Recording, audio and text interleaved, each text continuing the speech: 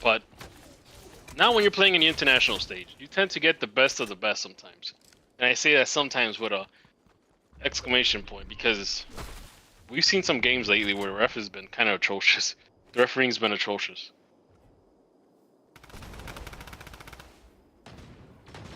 The refereeing has been atrocious, I think, in most games. It makes me question who they picked in going. Why was that inexperienced ref picked for the US Wales game? These guys, they need to be coming from old experience. They need to be paid. They shouldn't be new. They shouldn't be great because all these guys are going to fall privy to the influence bug. All it takes is one Saudi Arabian guy walking in and, he could promise them a fuckload of money that he could take care of their family and influence these games. And I swear to you, that is happening. That is happening at this World Cup, whether we want to believe it or not. Not every game, but it's a lot easier to sway newer refs than it is to sway older refs.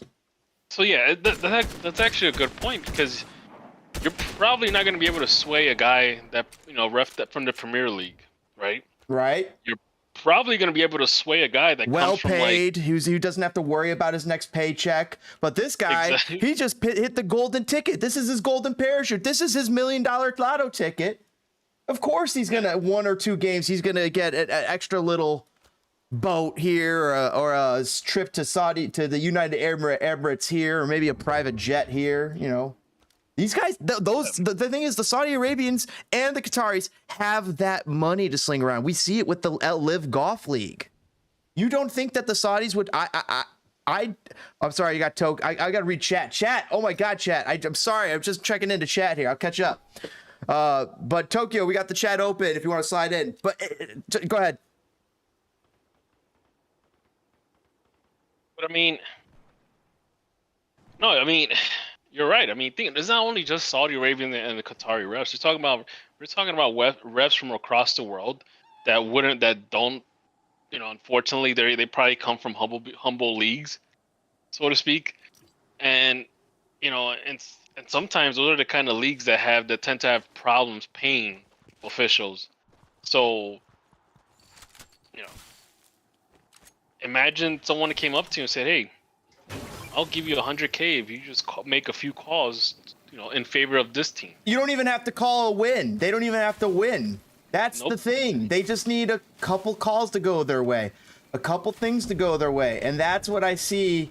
Man, nobody wants to talk about it. To me, it's the ugly NFL in the room. It's very uncomfortable to talk about match fixing, but it's happened in past World Cups. 1978, we're talking Argentina and Peru. 1982, we're talking West Germany and Austria. These are on the books. And in 2006, we got France and Brazil. Supposedly, Brazil took a massive payoff from France to lose to them and to let France through in that game. So this makes me wonder about that Saudi Arabian game. Like, here you are, Argentina. You could afford to lose a game. You could easily lose a game and make up the rest of the group and pocket a cool $1 billion. Because don't you think for the Saudi Arabians who want to raise their profile in world soccer, they wouldn't pay $1 billion to Argentina's government or the background books? Because, guys, soccer is government money too. There's so much government money in soccer and other parts of they grease palm. There's so much craziness when it comes to that stuff. It's an uncomfortable topic, but I think that's what happened with Saudi Arabia and Argentina. I don't think that's what happened with Germany and Japan. But maybe the ref was influenced. I don't know. The German players were trying. Argentina players, they were not trying. I could see the acting. It was just felt like an acting job from the start. I'm sorry, I gotta let you talk. And I also got chat to weigh in. I'll weigh in on chat after your thought. Wait, so one thing is I want to say is that Tokyo needs to get on, Heck yeah. the Discord. Because it's been a while since I talked to that guy. And on top of that, to your point is, it might not even be a payoff. Some of these guys have a political chip on their shoulder, Mm-hmm. Sometimes politics plays a role in this. Didn't the Justice Department pretty much cleaned house at FIFA. They apparently withheld the investigation in order to get them the World Cup bid. I've read that too. All right, I'm gonna catch up to chat here. We got Brother BK. What's up? Saying, hey, what's your thoughts on the last game between Belgium and Canada? We're definitely going to talk about Belgium and Canada a little bit more here. Belgium, I think, has kind of played a bad game. Canada, disappointed is my initial thoughts before we get into that. But that's just my initial thoughts. We'll pin that for now. But also saying, I was thinking the same thing when I watched Japan. When I predicted Japan to win, it was because when I watched USA Canada, we know exactly what we watch and how they perform. They got a better roster than we thought. And FC Neo Tokyo saying, is DPG being negative again? I'm being realistic, man. I'm being realistic. If you want to go on that hill and die on your hill, by all means, go ahead. Brother BKL saying, I'm sorry. No, I'm just going to say it's going to be more disappointment on top of the fire disappointment. Right, you're just trying to save us some of that disappointment, trying to save us that hurt. I think we need to try runner-up and lose against England and win against Iran, so become second in the group. We got to try and win all these games, in my opinion. But also, exactly, that's a fact, Spitting Fire. I think he was talking about when we're talking about these refs that are able to be influenced, and it's an uncomfortable thing that I don't think enough people are talking about, and I truly think that's what happened in the Argentina game. There's no other reason. There's no other way. Argentina's players' grandmothers could beat Saudi Arabia. I'm just like, it doesn't make sense to me. I think they were still jet lag. Do you think that's what it was? Because like, I thought I saw players not trying. I think I saw players collecting a nice little bonus paycheck and then and a nice little warm-up game, and then they get to come back the rest of the games, making up enough points to move on, and then it's just a blip in the radar, and also a nice cool 150 million in the bank. Hey, Ahmed, is it libel or slander when it's said it's versus alleged. written? I'm saying it's alleged. Here we go. What's going on, guys?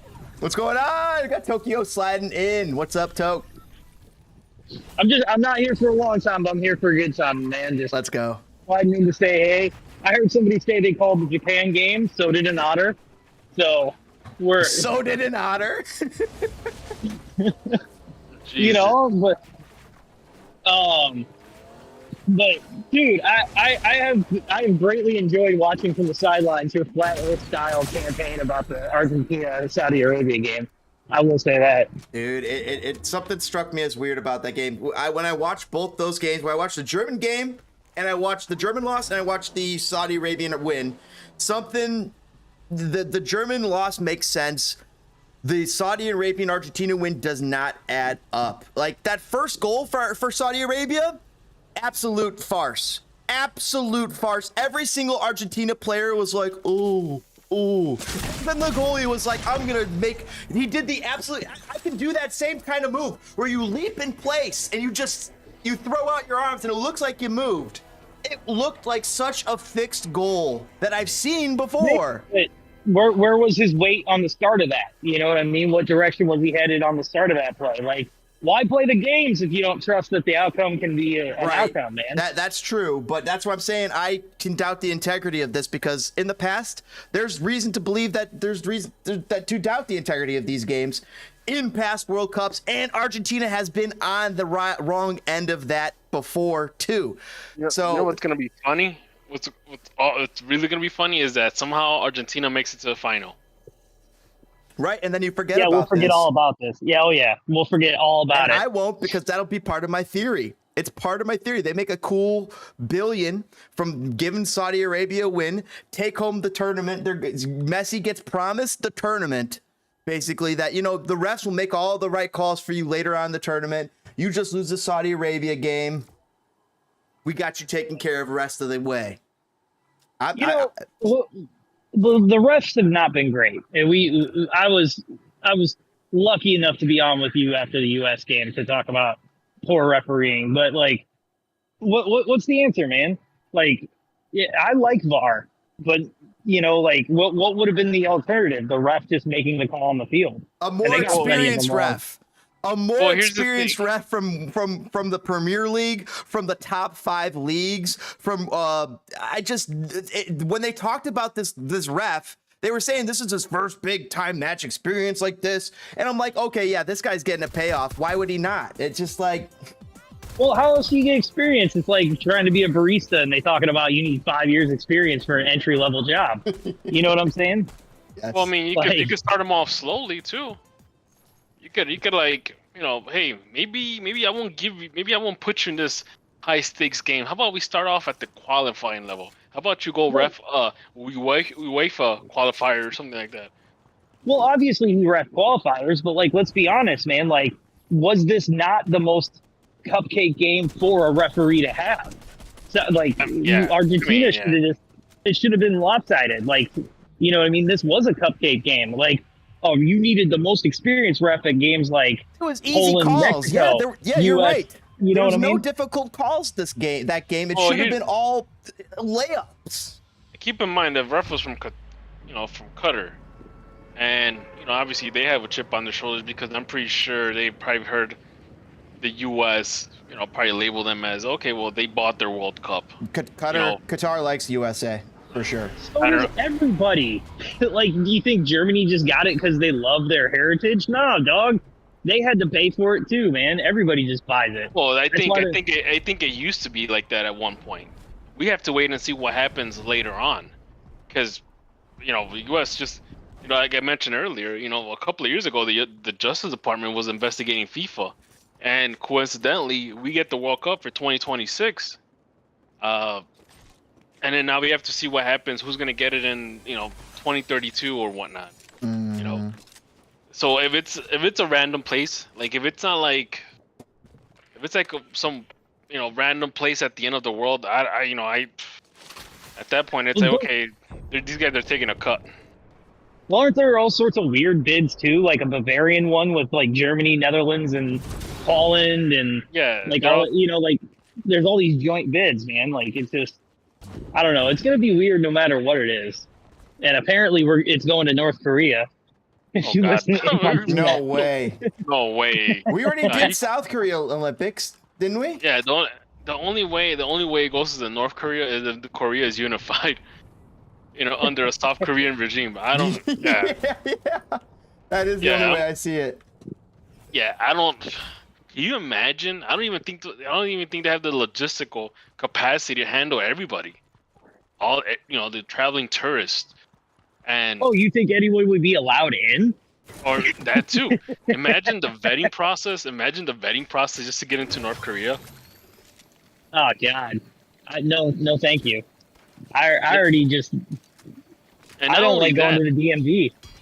And not only that, I think, based on what I've seen a couple of documentaries on, like, they literally chaperone you the whole entire time, so you cannot just wander off and go visit some random town and in North Korea. They like literally hold your hand the whole entire time, like, okay, we're gonna go here now, or we're gonna go here now, or look how beautiful the store is. We in North Korea make all these great products, even though half the stuff is probably imported. I hear you, but like, back to the main point, which is the allegations. Like, I don't know, like, I definitely know that there is more money in sports now than there was before, so you would think maybe it's worse off. But part of my thought process is there's only so many Messis and Lewandowskis and stuff. Like, they may have people in the top 5 leagues, but they're scattered all over all the teams, from relegation battlers to mid-table to the top dogs. So, like, isn't it more pertinent for you to have a good game and a good World Cup to get that fat transfer fee opposed to taking a dive? Because not only you only get that one check, whereas you get a fat transfer fee and then you perform, you get another fat transfer fee. You know what I'm saying? Is it not more beneficial to you to play well than it is to dive? For me, this was their warm-up game. In their heads, they think that they're going to get enough practice that they could pull it off, that it's not going to matter. It's their warm-up game. It's the first game. They could lose 3 points on one game, but they have to win out the rest. And if they're made certain assurances say like, oh, the ref will definitely look your way a little bit more the rest of the way. We'll make sure of it. In fact, we're going to try and make sure you get to the finals, because we know we're Saudi Arabia. We know we aren't going to go to the finals, but if we beat you, it'll mean so much to our country. And it meant so much to their country. It really did. And that I think that they paid it for it. And the way that those players played, that was not normal. The way the Germans players played against Japan, that was normal. There was failures. Japan has good players. Saudi Arabia has nobody. They have no fucking body. I think the whole entire team plays locally and in their country's league. I don't think any of them play outside of Saudi Arabia.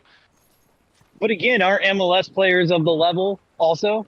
You know what I mean? Like domestically, we've had this discussion till we've been blue in the face, domestic versus top 5 leagues, right? You can have a very solid career being a winner in a domestic league, being a big fish in a small pond, and still hone your skills.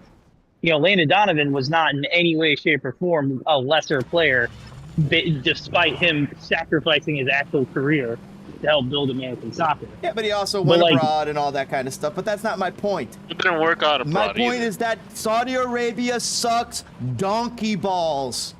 Sucks donkey balls. They're not good. And Argentina is literally the best team in the world. Their grandmas could have beat Saudi Arabia with their favorite kitchen spoons tied behind their back. That's how bad Saudi Arabia is, and that's how much talent is coming out of the balls of Argentinians. It's just not, it doesn't make sense for me, and I'm telling you that they took a payoff for them. They're good enough that they have enough talent to lose that first game, take $1 billion, each one makes a cool, 50, 100 million. They're set for life additionally, and they're going to take home the World Cup too. I'm just not naive, but I have to believe in some things. Like I don't want to believe it's true. It's alleged. Lester was magical. Brady Anderson could hit 50 home runs one season.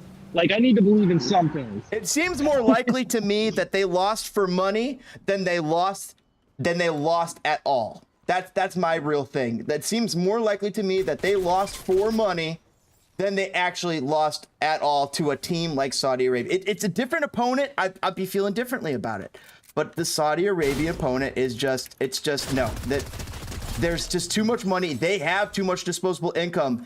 Every live golf could tell you that they have too much disposable income, because they're paying for them for over billions of dollars for the live golf league. And one soccer win that changes the soccer rate of their nation. And that's absolutely worth it for these guys. And for Messi and for all these other guys, it's worth it too. Like, it's a win-win situation. They get practice, they get warmed up. All they need is 6 points, 4 points, and they're through. I just have a hard time believing that they lost for no money than they lost for money. I'm sorry. Yeah, that's what it is. Maybe I'm a crazy person, but I don't think Argentina is quite as front runner as everybody seems to. The third best team in the world that hasn't lost since 2019. Also the Copa America, whatever, the South American champions. Are you kidding? I still think Brazil's better. And they have the GOAT player, Leo Messi. Come on, man. I'm not trying. This isn't Saudi Arabia I'm talking about. This is Argentina. This is the best team in the world. Them, France, are definitely up there. Spain looks really good. The thing about it, guys, you guys keep forgetting is that there's surprises. Yes, that's the other thing. I will have to accept that too. Like, I could be very wrong. And there's always the possibility that the team that everybody bets on is not going to win. Mm-hmm. We saw this happen with... Why else did they play the games? With France in 2002. We saw this with... Well, I mean, every winner since 2002 is bounced out of the group stage, right? I mean, Brazil's the last Germany got kicked out of the group stage last tournament, too. Did they win? Yeah, they won in fourth. You're right. But yeah, same thing. Italy. Not even in the World Cup right now. Italy can't even make it, dude. Like, the last two, I can't believe they missed the last two. That's kind of wild. And didn't they win like something in between? They won the Euros. In between missing. That's nuts. That doesn't make sense. Well, I that mean, speaks look to at a team Egypt. failure, or does that speak to match fixing? I don't know. Well, look at Egypt. They won, what, 2 or 3 African Cup of Nations in a row while missing 2 World Cups. You know? Yes, and USA also missed. You're right. They won a Gold Cup and missed. Yeah, I mean, shit happens. But I don't know, man. Like I said, I'm not naive, but there are some things to be able to believe in. But The sanctity of the World Cup is not one of them, trust me, because it's happened before. oh, it has. Well, that's why all the games, all the third games of the group stage kick off at the exact same time. Right. It's wild, man. And it's unfortunate that my mind even has to go there. I didn't want to go there, but then I saw their effort. And then my mind just couldn't help but go there. I'm like, and then you bring up the point, and maybe they're jet lagged. All right, that's possible. That could explain their lack of their seeming morose level of effort. Oh man, so I have to apologize. I did not hear any of the beginning part of this show. DPG, did you have fun on Tuesday watching the game? Or was that Monday? It was Monday. That was Monday. Monday, come on. Oh, So, I was watching the game, and as I mentioned before, this is why experience, plays a huge role in how a team functions and how players make decisions.